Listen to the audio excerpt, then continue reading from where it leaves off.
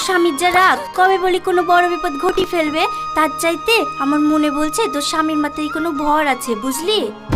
তো এখন কি করব? আমার মায়ের গ্রামে না একটা উড়ন্ত বাবা আছে, একবার নাই ওর কাছে নিয়ে গিয়ে দেখা, ও যদি একটা তাবিজ করে দেয় না, তাহলে তোর স্বামী আবার ঠিক হয়ে যাবে। হ্যাঁ বোন, তাহলে নাই তাই করব। আজ কাজ থেকে বাড়ি আসো। ঠিক আছে, তাহলে তুই থাক, আমি গেলাম। ঠিক আছে।